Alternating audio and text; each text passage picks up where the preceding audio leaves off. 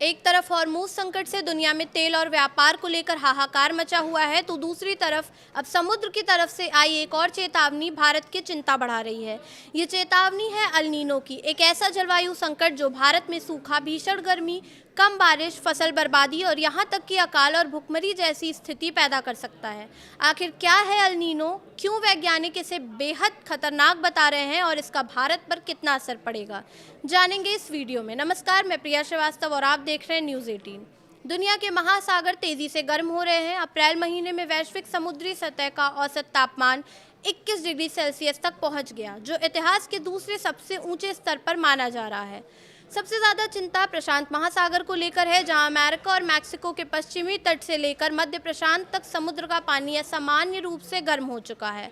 वैज्ञानिकों का कहना है कि यही गर्माहट अल नीनो की मजबूत दस्तक का संकेत है। अब सवाल उठ रहा है कि आखिर ये अल नीनो है क्या। असल में अल नीनो एक जलवायु पैटर्न है जो हर 2 से 7 साल में विकसित होता है।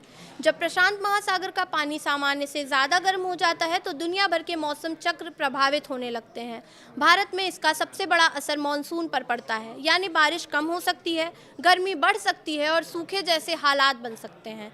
मौसम वैज्ञानिकों का कहना है कि मई से जुलाई के बीच अल नीनो तेज़ी से मजबूत हो सकता है और अगर ऐसा हुआ तो जून से सितंबर तक का मानसून प्रभावित होगा। अब बात सबसे बड़े खतरे की, भारत पर इसका असर कितना गंभीर हो सकता है। तो विशेषज्ञों के मुताबिक अगर अल नीनो मजबूत रहा तो देश में औसत बारिश 10 से 20% तक कम हो सकती है। इसका सीधा असर खेती पर पड़ेगा। धान, मक्का, सोयाबीन और कपास जैसी खरीफ फसलें प्रभावित हो सकती हैं। सिंचाई संकट गहराएगा और सबसे ज़्यादा मार छोटे किसानों पर पड़ेगी। सिर्फ खेती ही नहीं, उत्तर भारत, मध्य भारत और पश्चिमी हालातों में भी तापमान 45 से 48 डिग्री तक पहुंच सकता है। हीट वेव्स बढ़ेंगी, बिजली की मांग रिकॉर्ड स्तर पर जाएगी और बुजुर्गों और बच्चों में स्वास्थ्य समस्याएं भी तेजी से बढ़ सकती हैं। हालांकि अल नीनो का असर सिर्फ सूखे तक सीमित नहीं है। अगर अरब सागर और बंगाल की खाड़ी का तापमान भी सामान्य से ज़्यादा रहा तो चक्रवाती तूफानों का खतरा भी बढ़ सकता है। यानी एक तरफ सूखा, दूसरी तरफ तूफान, दोहरी मार की आशंका से इनकार नहीं किया जा सकता। ऐसे में सरकार और लोगों दोनों को सतर्क रहने की ज़रूरत है। जल संरक्षण, वैकल्पिक सिंचाई, फसल बीमा और मौसम पूर्वानुमान को मजबूत करना अब बेहद ज़रूरी हो गया है। किसानों को सूखा रोधी बीज और फसल विविधीकरण अपनाने की सलाह दी जा रही है, जबकि आम लोगों को पानी और बिजली बचाने की आदत डालनी होगी।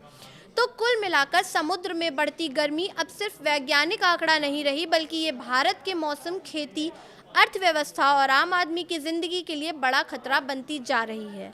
अब सबसे बड़ा सवाल यही है कि क्या भारत इस संभावित जलवायु संकट के लिए तैयार है या फिर आने वाले महीने में देश के लिए नई मुश्किलें लेकर आने वाले हैं।